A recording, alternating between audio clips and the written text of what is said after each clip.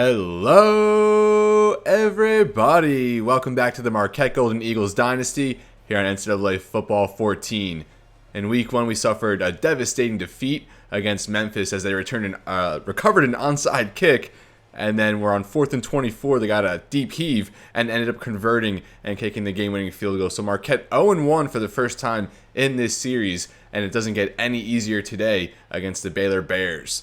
Baylor come off a victory against an FCS opponent where they scored 45 points, I believe. A very good offense with a ton of speed, and I don't know how we're going to be able to keep up with them. We're going to try and play some hard-nosed football, some disciplined football, stick to the game plan, and just play our Marquette football the way we know it. And now we're here at Floyd Casey Stadium, a rainy one here in Waco. And I wonder, that certainly will play into the game plan for both sides, I would assume. Marquette wins the toss, and we'll just defer. We'll kick it, put the defense back out there. 14-mile-per-hour winds this game, so a heavy rainstorm, probably a thunderstorm at this point. Hopefully we can get a touchback to start as we're now underway here in Waco. That's going to reach the end zone, and Parrish will knee it, and Baylor will start from the 25. Seth Russell, the quarterback, senior, one of the top quarterbacks in the nation. Very good, clean game in Week 1. Over 250 yards, a couple touchdown passes. And now he's taking the field for the first time, starting in the shotgun. Baylor with 4 receivers. A quick screen out of the gate to Morris. And Chance Pelland able to make the tackle. 10 yards, now second in inches. Like Memphis last week, Baylor also going to bring a lot of tempo. As Russell looks over to the sideline, gets the call, and they'll keep here, and he's brought down. I think that was Kevin Davis, the JUCO DB, who were trying to transition a corner, more of a safety by trade, though. He got beat bad on one of those deep shots that ultimately lost us the game last week. Now 1st and 10, Russell will fake. Pass over the middle for Jones, and Marshall's there to make the stop. 2nd and 5 now. Russell sits in the pocket. He's got to get rid of that one. And a quick third down forced here by Marquette. 3rd and 5 for the Bears. Now 3rd and 5 here from the 44. He's going to swing that out for Jefferson. And we do get to him. Johnny Jefferson, a 2-yard catch. Missed the original tackle, but I guess Pelland and I think that was Marshall got in on the combo stop. And we force a punt early here in Waco. Just a minute into the game, Marquette getting the ball. Not the best punt there from Baylor. Goes out at the 38, and we'll see this Marquette offense for the first time. Not a bad game last week. We came up short on a field goal. Castillo, our new kicker, only a 70 kick power, and I think he came up short from like 35. We'll start here. Give her Dusty Alexander, fresh off a 100-yard performance, overshadowed in the chaos last week. He had a very good game, 2 touchdowns as well. And now in this rainy slop fest, we're certainly going to rely on the running game. And I wouldn't be surprised if we ran it over 40 times here today, assuming we can hang in there. Now Mike James, a good hole opens up 9 yards. Marquette already across midfield. Now 1st down for Marquette, and again we'll give to Michael James. And he just barely gets through the line of scrimmage, 1 yard that time.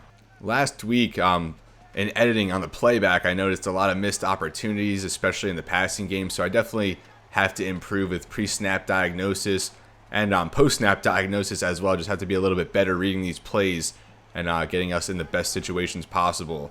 Now 1st down, Alexander, another give, and he gets ahead for 3. Now a 3rd and 6 for the Golden Eagles.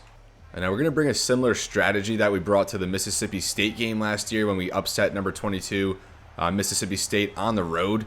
We're going to probably play for 4 downs considering our kicking situation. So 3rd and 6, we'll run it here and try and set up a manageable 4th down. Now Alexander gets the give, cuts through a hole, or we'll just pick up the 1st down altogether there, 8 yards. And Marquette's running game, again, starting off strong. Another 1st down for Marquette now at the 24. And they'll give to Craig Jones, 4 yards that time. He only had a few carries last week, but very efficient. And I'm pretty sure he averaged around 5 yards per carry, if not more. No passes on this opening drive thus far for Marquette. And I think this is kind of what we need to do to win this football game. Another give for Alexander. And we try to cut that more outside, but still a good run, 5 yards, and a manageable 3rd and 1. A 3rd and short, we come out in the I formation and give it right back to Alexander, and he gets the job done. Another 1st down for the Golden Eagles as we work into the red zone. And correction, we're not in the red zone quite yet, working towards the red zone now at the 23. Walker from the shotgun, and he'll drop back here for the first time. It's Scott Mwakpour, and Mwakpour drops it. Maybe slipped off the hands here in the rain, but it looks like he was turning upfield before he had possession, and he probably would have been gone for a touchdown there. And that's a disappointing result there. And now 2nd and 10. We'll go to the counter here for Craig Jones. A nice little slip there as he gets 5, and now a 3rd and 5 for the Golden Eagles. Now a 3rd and 5. Marquette is in the red zone now. And Alexander stopped in the lane there, 4th and 5. And I think we're going to have to settle for a field goal. So this is going to be a 35-yard field goal attempt for Fred Castillo. 0 for 1 last week, missed from about 35. And now with 14-mile-per-hour winds, we'll see how he does here. Kick is up. And that just gets in there. So I think 35 might be his max range. And that's pretty sad. I guess we could have maybe hit from 36, 37, but we'll take the 3-0 lead early on here. And let's see if our defense can get another stop. We'll certainly take points and a lead at this point. And looks like we'll get another touchback here, and Baylor will take over again from the 25.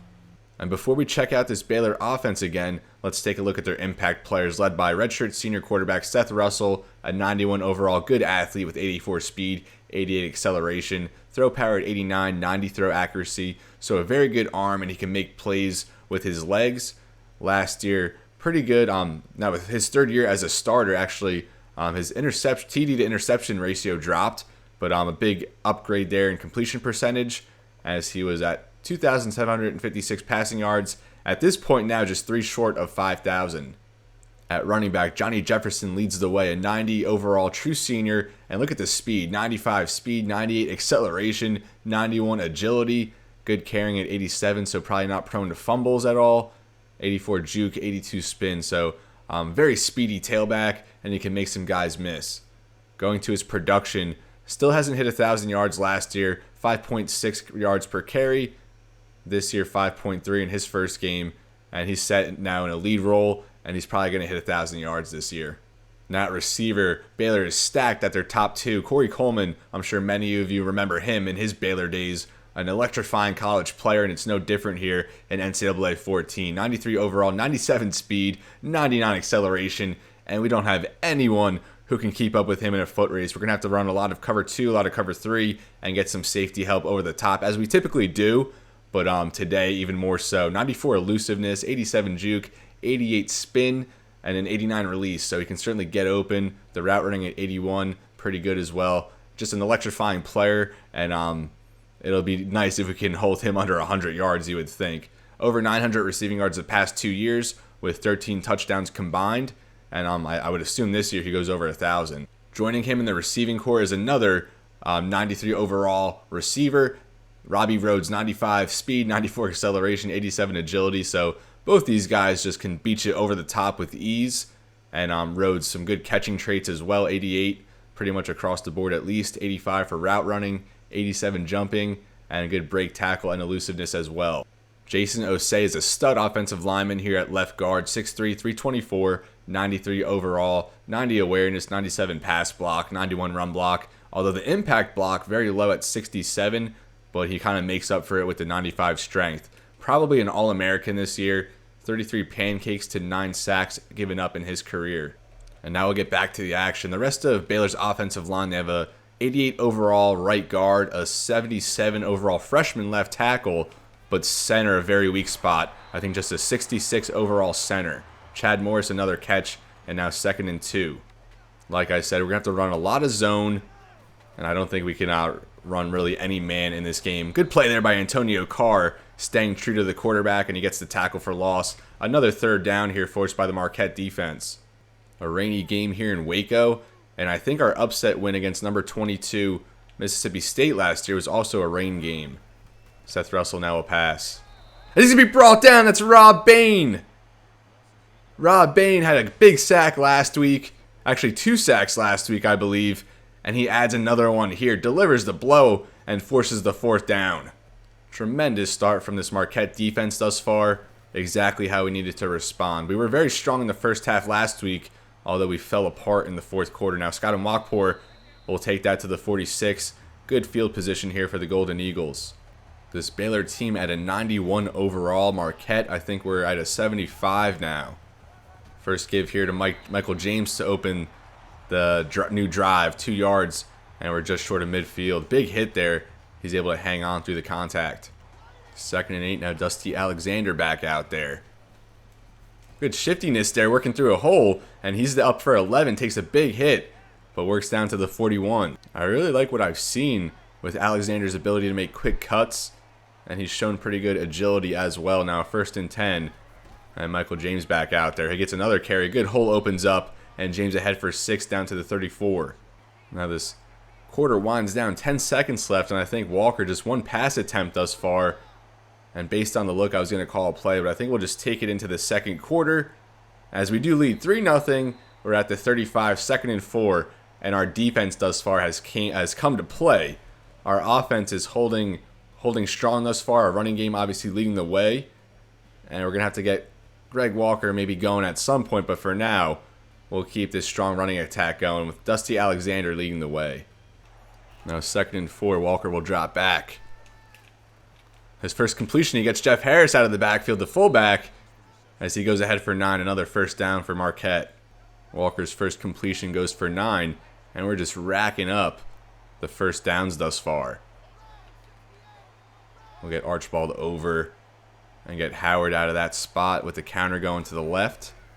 And Alexander another carry. A good hole opens up. Justin Hill got over from the right tackle spot. A nice seal block, and another 9 for Alexander, 5 short of 50. 14 run plays to just 2 passes for Marquette thus far. And now 2nd and 1, Walker will pass.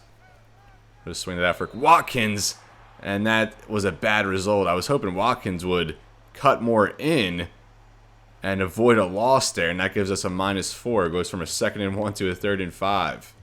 That one was a little deflating, but hopefully we can get it back here. And now 5 passing yards for Walker thus far. We'll go back to Alexander, and he can't get anything going as he's taken down in the backfield. It'll be a 36, 37-yard field goal attempt for Castillo. And a 39, and I don't think he's hitting from this spot. So they are telling us to go for it, and I think that is the move. And already our lack of kicking game making an impact. 4th and 6 now, and Walker takes the snap. He's going to roll to the right. And he can't get the throw off as pressure broke in and a turnover on downs and a point opportunity squandered. That -4 on 2nd and 1 really set us back. And Castillo's lack of range already making an impact, hanging 3 points on the board.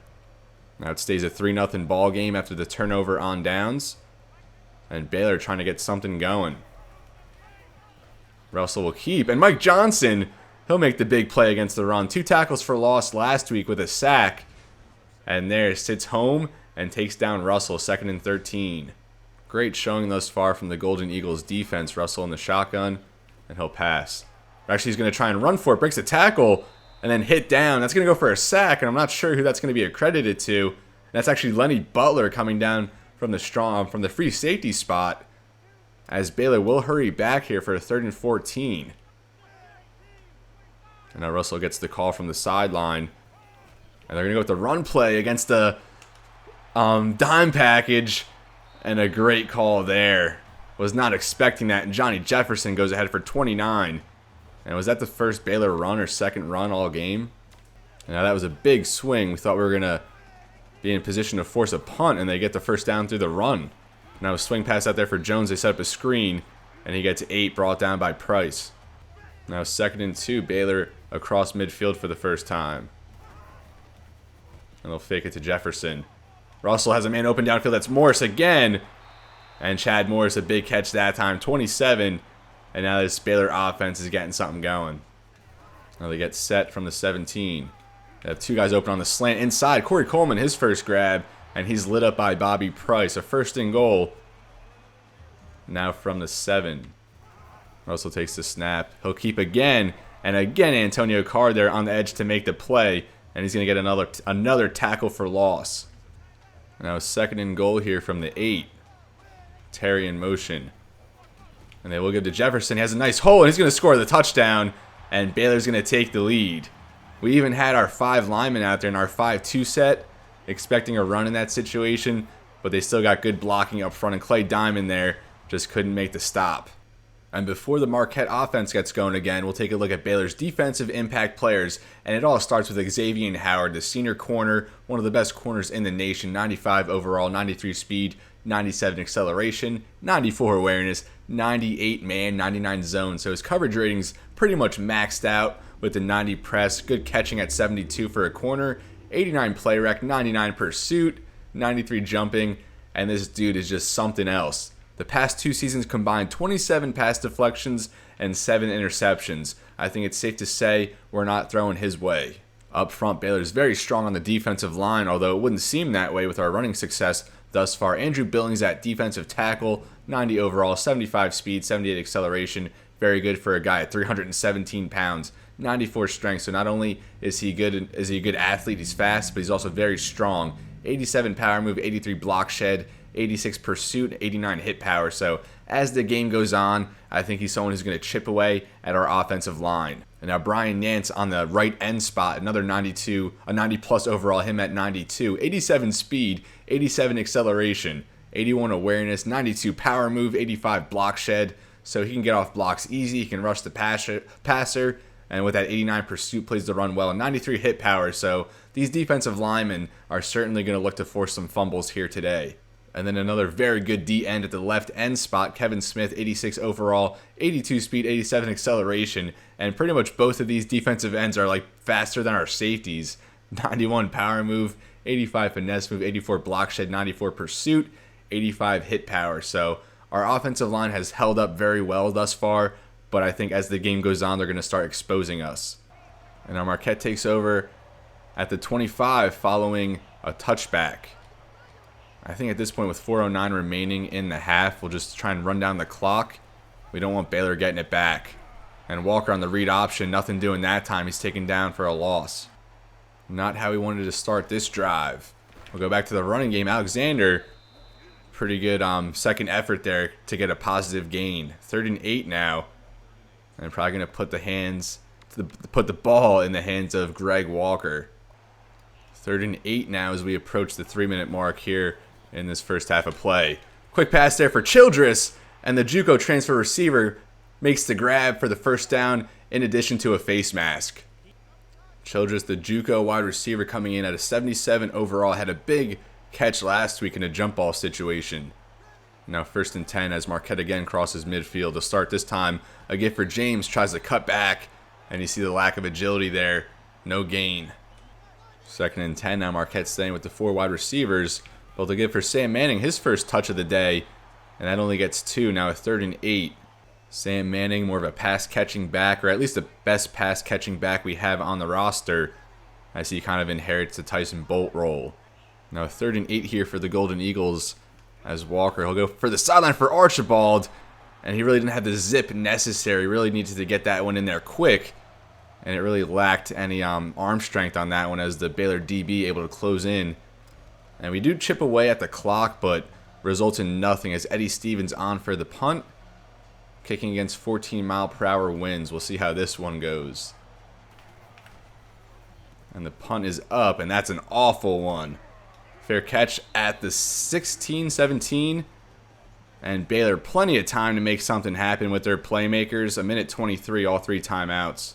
Baylor, like Memphis, they're constantly running these 4 or 5 wide receiver sets. And that's not really what we're set up to put out there now in the dollar formation on defense. And Russell's going to try and take off, and he's brought down on the edge. Antonio Carr's big day continues. Another tackle for loss. Antonio Carr really emerging as our top DN, just a true sophomore out of Germantown, Wisconsin. Now Baylor backed up to the 10. We got the short concept here as Morris drops it. And now a 3rd and very long, and Marquette a chance to get the ball back.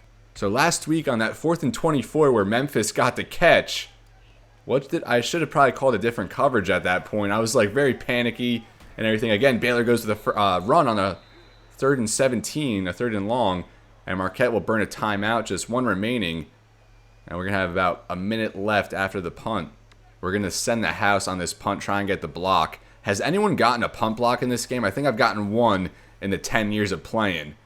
Scott and Walkport will have some space. We'll just go towards the sideline this time. Try to make a man miss, but we can't. And we'll take it from the 45. 1 timeout, 1:05 remaining. And we'll definitely take a field goal in this spot. Now we're going to roll with 5 receivers to start this time. Try to get some quick strikes. Walker going to roll to the right. We'll just dump that down for Scott and Walkport. Good block picked up by Archibald. And that sprung Scott and Walkport free for another 5 or so. Maybe should have hit Archibald in that spot. That probably would have been a better read.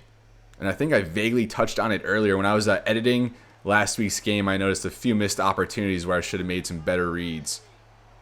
A time ticking down here. Walker will roll to the left. And we'll get that one out for Archibald this time. Archibald will sprint towards the sideline and get out of bounds. And now 14 yards there for Thad. The clock will continue to run, so I'm not sure if he got out of bounds or not in that spot. I suppose not. And if the clock's still running, still a timeout for Marquette now from the 24. Oh, I have to throw that one away. I was looking to the left side of the field, saw the pressure breaking in, so I didn't see if anyone was open there on that right side, unfortunately. At the 24, now still not in field goal range. And that's just not good. That's going to hamper us all season long, I feel. Walker back to pass. Go towards the end zone. That's overthrown. We try to have Childress. And Walker's lack of accuracy shows in that time.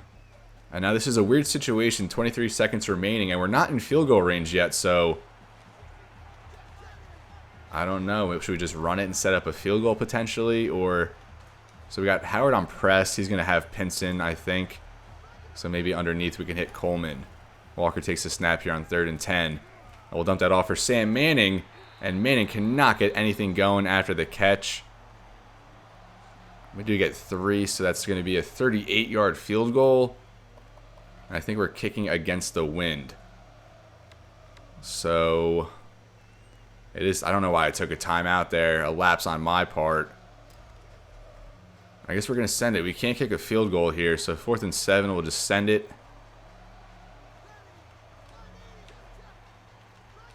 Maybe try and get Pinson on the out route. I don't know if he'll get past the first down marker, though. Hopefully we can get Manning dragging towards the sideline. Walker takes the snap. Really nothing open. We'll go towards the... Oh, my goodness. That throw was way offline. I was trying to lead Archibald towards the right side of the end zone. And again, Walker, a bad mishap. Throws it right to the Baylor defender. And luckily, I mean, maybe if he caught that, it would have been better because it wouldn't have went for a touchback. And we maybe could have tackled him there at the 3. Big missed opportunity that time for Marquette. Even a field goal would have been nice, making it a 1-point game, but our kicker just has no range. And they'll give it back to Jefferson here. He's going to break a tackle. Still going as he's finally brought down. 8 yards there for Johnny Jefferson.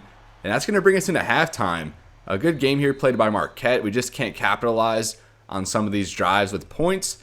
And like I've been emphasizing all game, our field goal kicking, or lack thereof, I should say, really hampering our abilities to get points on the board. So we're more than likely going to have to find the end zone if we want to come away with an upset win here in Waco.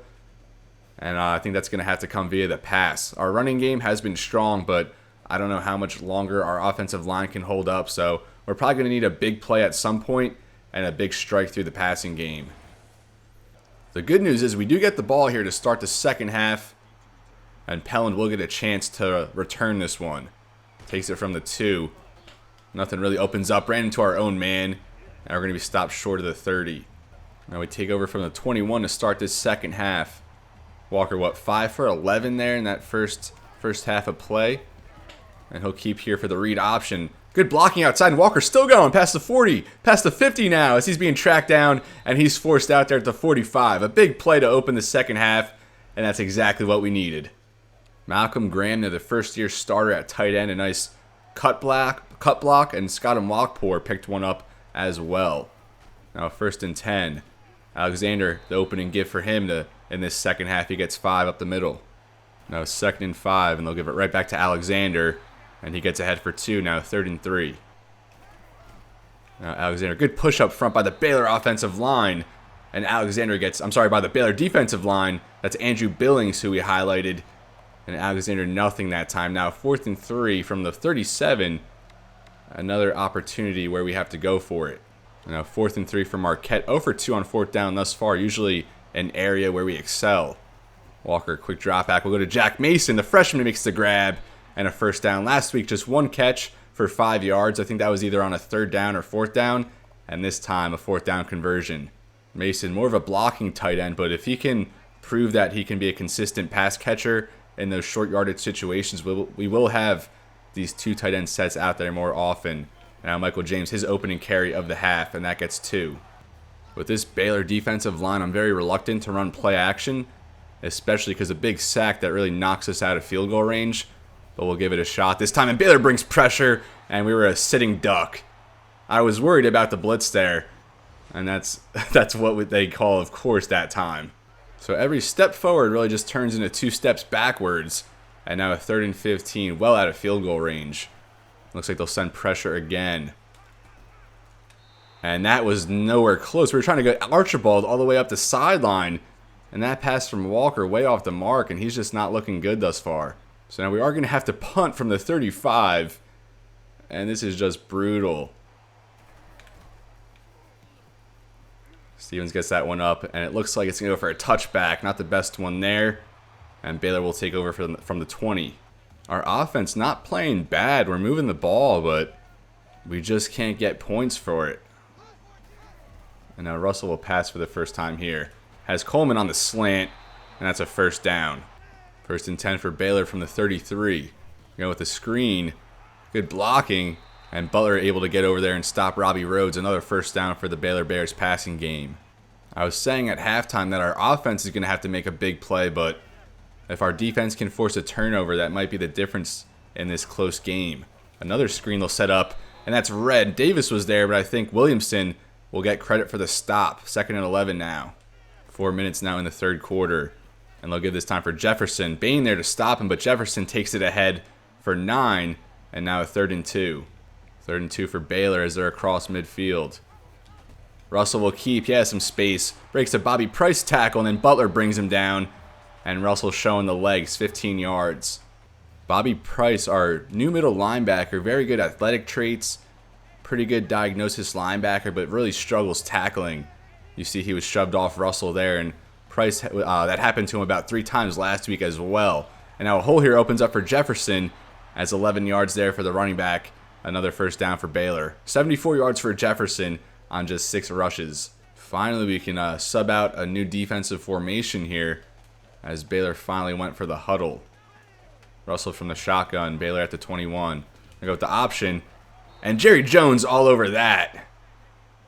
Absolutely rocks Johnny Jefferson there in the backfield, and we needed a big play like that to set him back a little bit. 2nd and 14 now, Baylor at the 25. Russell's going to pass. Going to go towards the sideline there for Mills. Mills makes the catch only for 3. Now a 3rd and 11.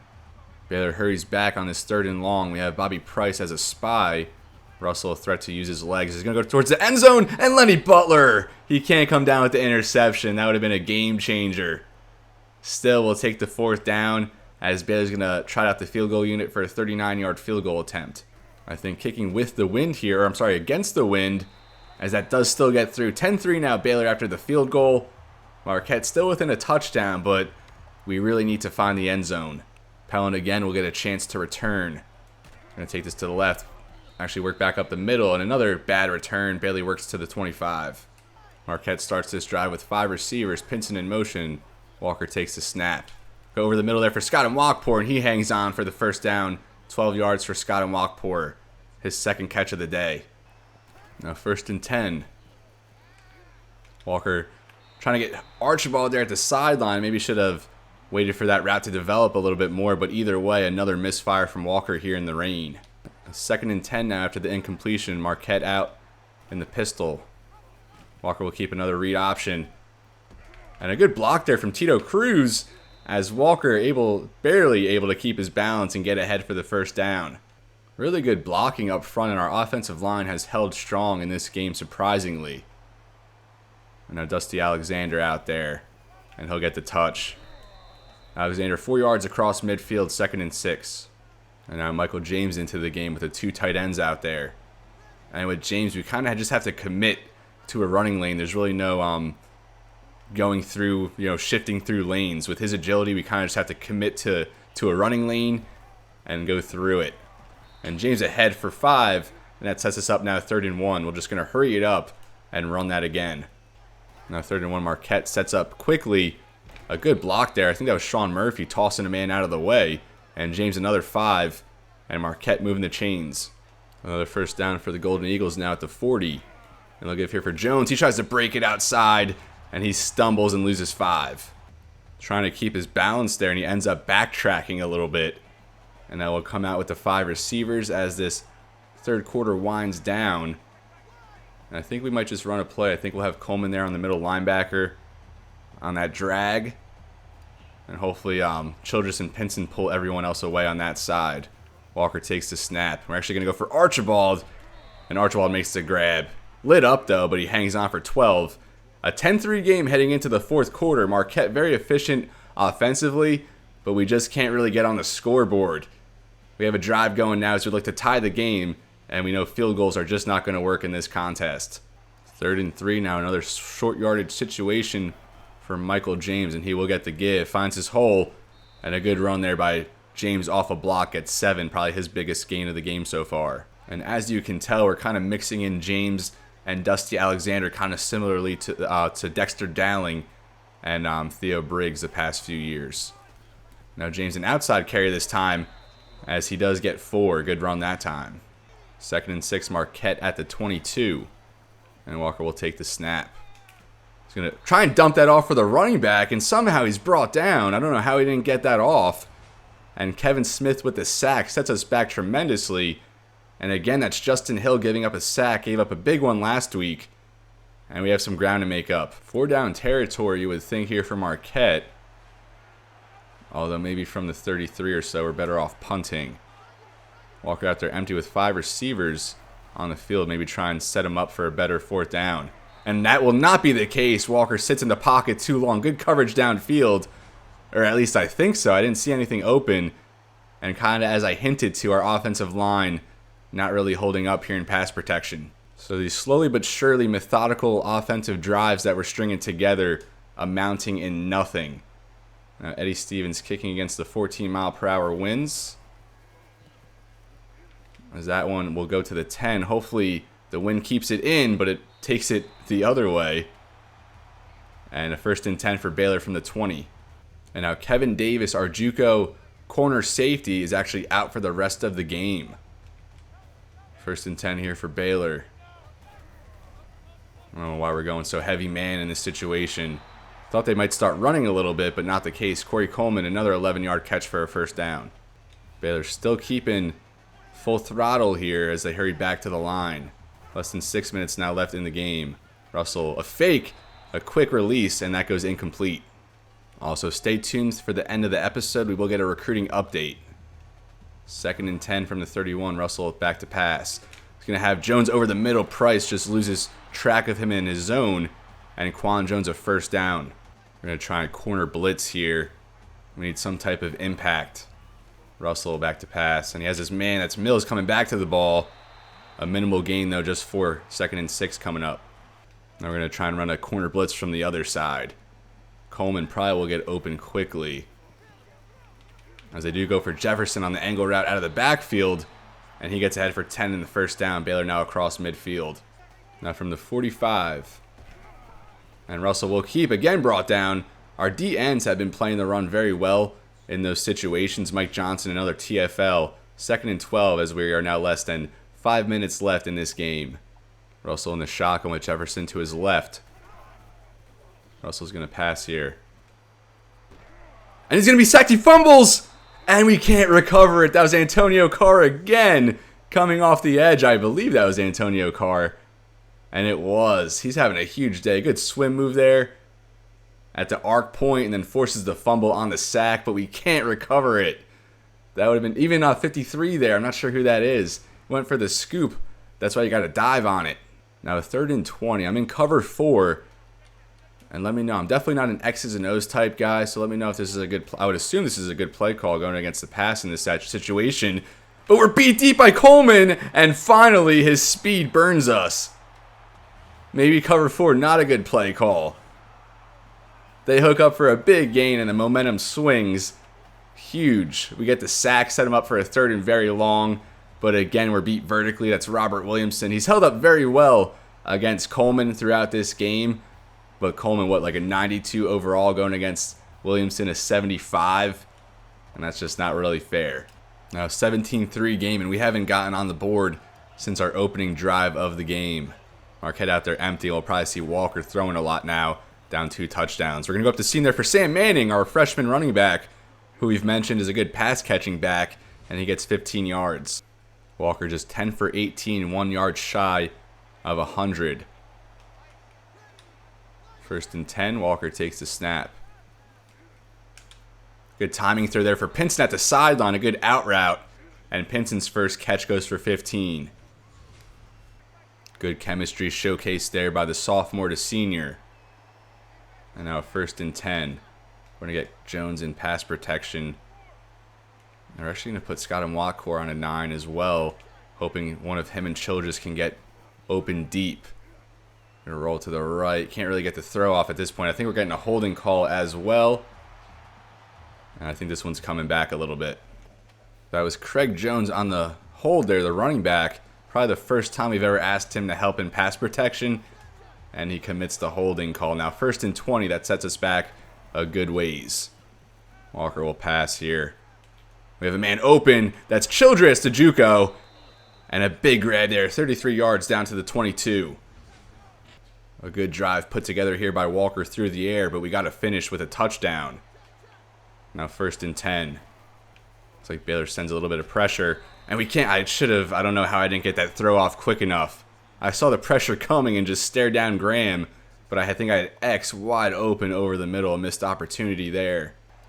2nd and 10 now. Walker takes the snap. And he had a man over the middle, that was Childress, but a bad throw there. The placement not good, but luckily it's just batted down. 3rd and 10, we might be able to get Archibald up. Is that like a wheel route there? But I don't know if we're going to have enough time in the pocket. Maybe Pinson underneath. Walker takes the snap. And we have Coleman over the middle, but we can't quite squeeze it into that window. I should have pulled back a little with Coleman and went at the ball. And now 4th and 10, we need to convert. 4th and 10 now, we actually called a timeout, and I'm going to be better at calling timeouts in these situations. I can be a little stingy with them, but we need to call them in spots that we don't feel comfortable. Now 4th and 10, and Walker takes the snap. We have Pinson open, but Pullom's going to come away with the interception. We do force the fumble, but to no avail, and Walker just really struggled with ball placement in this game. I think he could have hit his target at that point, but a good close on the ball there, and Baylor gets the turnover, and it looks like they're going to get the home win as well. It's certainly not over yet, though, as we saw last week. Miracles can happen. 2:52 remaining for Baylor. We're going to need a huge one, though, if we want to come away with a victory here. Opening give there as Jefferson, a strong stiff arm. And then he's finally brought down by Bobby Price at the 35.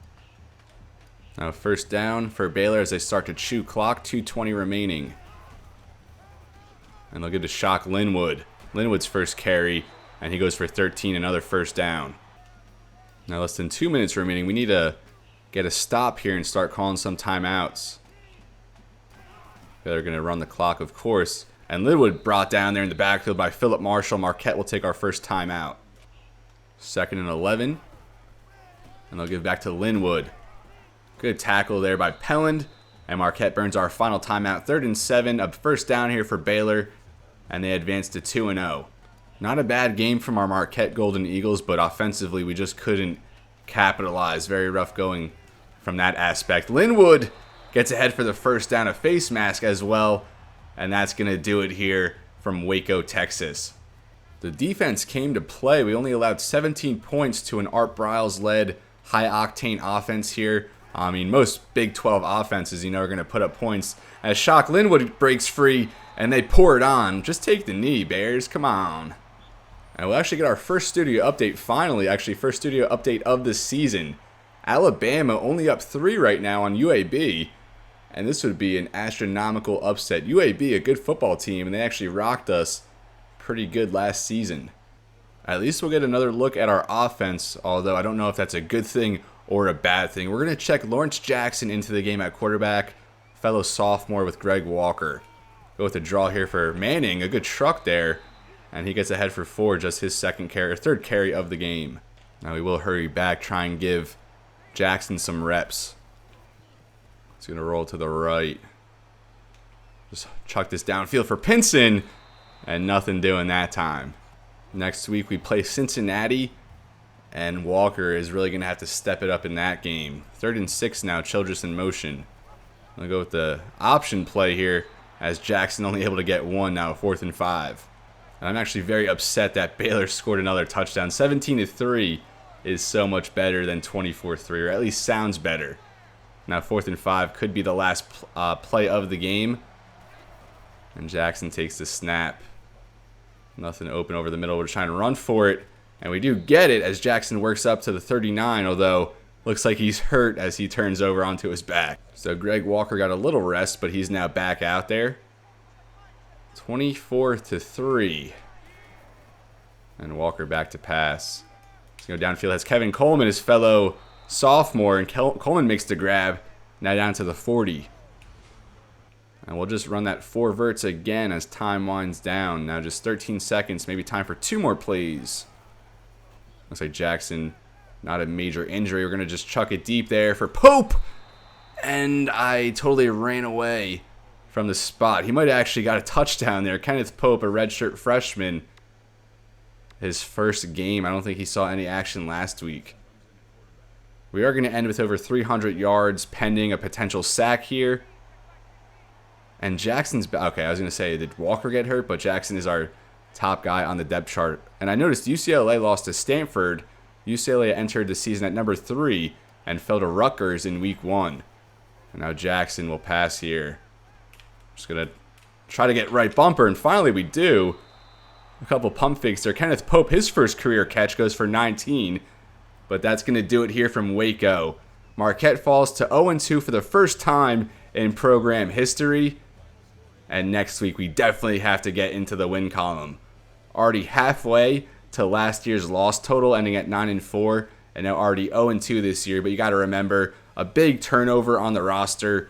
A lot of underclassmen on this team, so I think this might be a bridge year, a transition year, and maybe next year, year 5, year 6, we're really ready to make a big difference, within the nation and try and compete for some legit bowl games and maybe probably not a natty quite yet. You don't build a good football program overnight. It's going to take some time, maybe 4, 5, 6 years, however it takes before we're a consistent winning football team. But 24-3 here against Baylor, you can't be too mad. They're like almost 20 overall points better than we are, and we hung in there most of the game. But our kicking just really, it just really is going to be a struggle to overcome that obstacle. We're going to have to find the end zone a ton this season, but it doesn't get easy against a team like Baylor. But this is it from Waco. We fall 24-3, now 0-2, and I'll see you back at Marquette headquarters for some recruiting updates. So Marquette falls to 0-2 after that battle with Baylor, although we do have some good news on the recruiting front. Omar Wilson, our top-rated prospect that we're going after. Free safety is our biggest need, a 68 overall, though we haven't scouted him at all yet. He's our only safety on our board, and that's our top need, so it only makes sense. Out of Janesville, Wisconsin, actually the top free safety in the state of Wisconsin, and we currently lead Wisconsin Badgers. He's ready for a visit, and we're pulling away here against a few Big Ten schools, and it's like Omar Wilson is probably going to come to Marquette.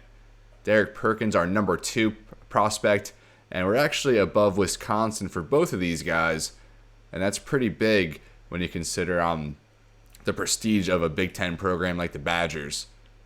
Perkins is scouting 90 speed, 80 agility, 89 acceleration, 73 zone, and a B press, so that figures to be very good. We need at least 2 corners, and he's our top guy, and I think he's ready for a visit as well. Adam Thomas, John Stovall, some fillers here.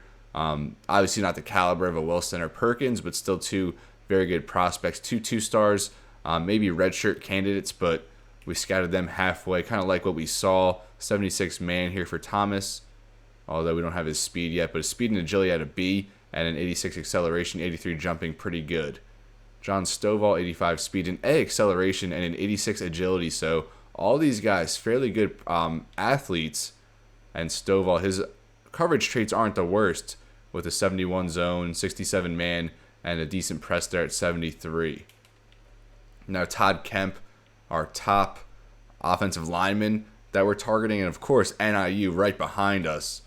Let's see how this worked out. So we actually pulled away by 45. We're pouring the max into him. We have a bigger bonus than Northern Illinois. So Todd Kemp, hopefully someone we can hang on to, and he's our top priority on the offensive line. We'll actually move him up above those other corners. Mike George, we need a tight end, and none were interested within the entire nation. Mike George, a one-star JUCO fullback, but he is a pass-catching fullback, so someone we could transition to tight end, and he'll be our third guy if we do get him in along with Jack Mason, Craig Watkins. We need probably at least one, maybe two defensive tackles. Troy Walker, our top option, and we still lead for him. He's ready for a visit, and we're getting a big lead on Iowa. Army has also offered him. He's 53% locked, and we'll look to get him in soon. What are the locks here on Wilson? Wilson 53%, Perkins 60, Kemp 57, Thomas 63, Stovall 52, George 55.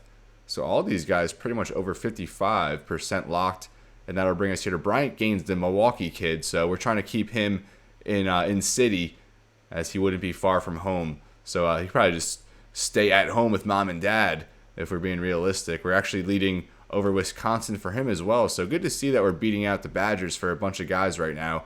Gaines already 68% locked. Wisconsin has a visit scheduled with him, although they haven't offered quite yet. But it looks like Bryant Gaines is he would be happy to be in Milwaukee. Campus lifestyle is actually one of his top factors, so maybe he doesn't want to stay home with mom and dad. Jed Brigham, one of 2 4-stars we have on our board. We need 2 DNs, so Gaines and Brigham are our guys that we're hoping for. And it's like we're pulling away from Michigan State, although only 37% locked at this point. But Jed Brigham realistically could be the first 4-star we bring into this program. Went down to a 65 after scouting, 80 hit power, 67 power moves, good strength at 76. We need at least probably 2 wide receivers, and Quincy Bonner is our top option. We currently lead UTEP, and we're only pulling away by 10 on him. UTEP, and we do have a bigger bonus than UTEP, so we might need to go full 500 on Bonner, which we'll do now. And that brings us to Kellen Jefferson, Iowa State, already in the green. And I really like Jefferson. 6'5", 212, 213, 89 speed, 88 acceleration. Really like those traits, a little raw, but someone who would develop into a very good player. We had 500 on him, and Iowa State is still pulling away. He's 71% locked, so I don't know if we just relinquish all these points and give up. But seeing, will he commit before he visits with Iowa State? They don't have him coming in until week 12. So would he visit with them before he commits? So essentially, could we get a visit with him before that and maybe swoop in? I guess maybe we should just schedule him this week, see how it goes, and we'll just stand pat with the 500. Although I think if we don't do well on his visit, we'll just drop him entirely. Jared Turner, another offensive lineman, our second offensive lineman, and it looks like we're getting little resistance for his services.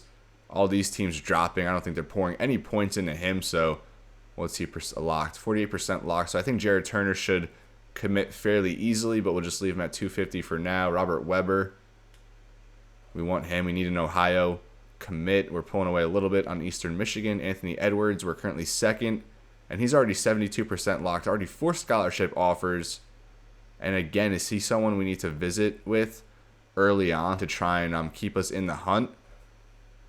Central Michigan leads, but they don't visit with him until, week 11 and 12 it said. So I think he's another guy we schedule this week against Cincinnati. Although we do get a bigger bonus against Minnesota, an even bigger bonus against Virginia. But would we even make it to that point? I think he's someone we'll have to go. Oops, I didn't mean to back out. I think Edwards is someone we might have to go at 500 for one more week, schedule his visit, and see how it turns out. I don't know if that's a good strategy. I don't know if it's kind of a waste. Would we be better off holding out until week 13 with the plus 500 for a Virginia visit? But I feel like at that point, Central Michigan might already be closing in on him, if not even before that. So I think we do visit with him this week and see how that goes. Same strategy we're going here with Kellen Jefferson, both at 500 points, but they could easily go down to 0 next week, which would give us 1,000. A big swing there. Jimmy Fisher, linebacker out of Eau Claire, Wisconsin, getting little resistance on him. But looks like, well, we'll just leave him at 200 for now. CJ Saria. So if we don't get Jefferson, Saria is our backup plan. Another 4-star, one of 2 4-stars we have. And we're pulling away on him against Nebraska, Michigan, a bunch of Big Ten schools. And we've only poured 100 into him to this point. I think we might need to generate some more points for him. Then Jay Hill, a D tackle. Oklahoma State went down 45, even though we only had 50 points poured into him. So it looks like no one's really going after Hill or Saria too much, but are there any points we can generate from up here? Maybe Thomas, Stovall. I think Thomas we might be able to pull a little bit off. Maybe go down to 300, although Wyoming, I think, where they emerging. So Wyoming actually got plus 100, so actually I don't think we can do that with Thomas. If anything, we'd probably have to add 50 to Thomas. Even though Wilson is our top guy, I think he should commit with relative ease, although I thought that about a couple guys last year, and it didn't go that way. Perkins, we're seeing a big uptick as well. So I think we could drop him to all the way down to 400. We'll leave Wilson at 400 for one more week. And who do we want to give points to? I think George we might even be able to drop down to 150. Minnesota, it doesn't look like it's really pouring any points into him. Drop him to 150. I think Gaines really likes us, so I think we could just kind of stand pat at 250 for him. Brigham and Bonner already maxed out. Turner looks like he's fairly happy, and we're pulling away big time. I think for him we could even drop him to 200 for now. Weber, how are we stacking up against Eastern Michigan? Pulling away by 140, so I think 350 might work for Weber. And we've now generated 200 empty points. We'll go another 50 here for Fisher, Saria, and Jay Hill. I think we'll go to 100 on Jay Hill. And then do another 100 here for Saria as some insurance in case it doesn't work out with Kellen Jefferson. And we're going to remove a couple guys as well. Anthony Sims, we were in on him, but Eastern Michigan just pulling away. So we took out all the points and we'll take him off. It was weird in the preseason. We moved him up our board and then he locked us out. So it's kind of been a bizarre situation there with Sims. We'll just let him loose. And we have a few guys here who we're not pouring any points into, but we are gaining each week, it looks like. James Williams, I do like him as a corner, and eventually we'll probably pour some points into him. Jeremy Freeman, a 1-star. JUCO, not too high on him, but a backup plan at offensive line. And Calvin Smith, a pretty good D-end. No points allocated to him, but still we jumped to Minnesota after scouting. 75 hit power, 76 pursuit, and a 72 finesse move. We already have 2 D-ends that we're going after, so if we miss out on them, kind of a backup plan. Jamie Smith, we like that linebacker. We're falling out of favor. Nick Dennis, our only quarterback on the board. Minnesota's barely getting any points, but we really can't afford to go after him, and quarterback is not a need. Luke Rogers, really like him, but he looks like he's going to Louisville. We really had no chance for his services. And a couple JUCO guys here on defense, and then a few like 61 to 58 overall type guys at the bottom.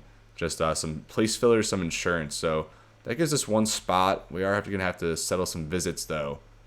Wilson's close to committing, so I think we could just bring him in here against Cincinnati. We'll give Edwards a complimentary visit boost. Same here with Perkins. I think he's fairly ready to commit. And going down the line, it's plus 300 for every game, so we don't lose anything by scheduling him so early. Same here with Todd Kemp. I think we want to get him in. And yeah, I'd rather have him in against Cincinnati than TCU. And then for corners, so I do like to spread it out. We already have a corner here against Cincinnati.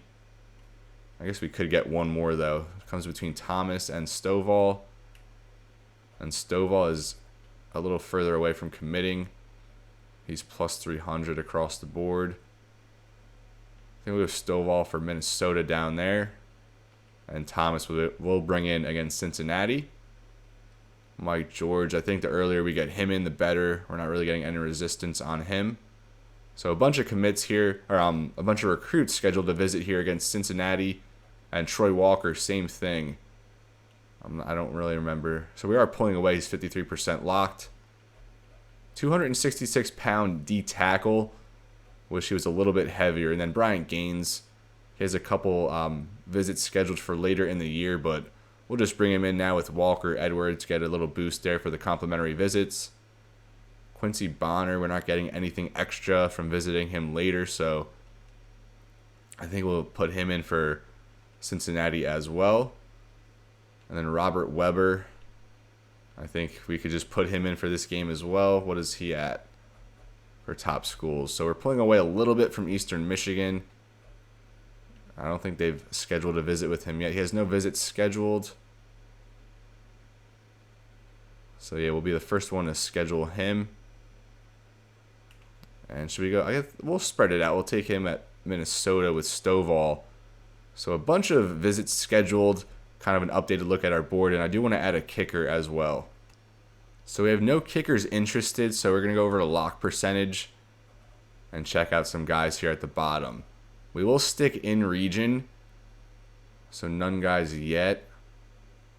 And typically I stick below maybe like 25%. So Joseph Mitchell here, 2-star, opens at 72 overall. And he looks like he's going to be the guy. ASU, Colorado, Hawaii in the hunt. Kick power at D. Kick accuracy at C. So would he even be an upgrade over what we currently have in Castillo? And also we do have a punter on our board. Stevens, a junior. So I guess we might hold out till next year. But Richard Webster, we're not pouring any points into him quite yet. And we're only dropping 50 to Michigan State. But we did scout him halfway, and his kick power went to a 66. So I think we're just going to go ahead and take him off as well. So that gives us one more opening here on the recruiting board. And I'm not going to take care of that quite yet. But this is where I'm going to leave you, folks. I'm sorry we had another loss. We're now 0-2. Not a good start here to year 4. But a little bit tougher schedule this season. A little bit weaker of a roster compared to last year with a bunch of underclassmen. But we're still going to battle. We're still going to compete. And I think we'll still have a good season despite the rough start here early on. Next week we have Cincinnati. We have a bunch of visits coming in. So Lance Leipold and co. We're really going to have to tighten up the screws and put together a complete performance and finally reach the end zone, which is what we failed to do this week. But as always, everybody, it's been real and be well. Thank you so much for watching, and I'll see you next time.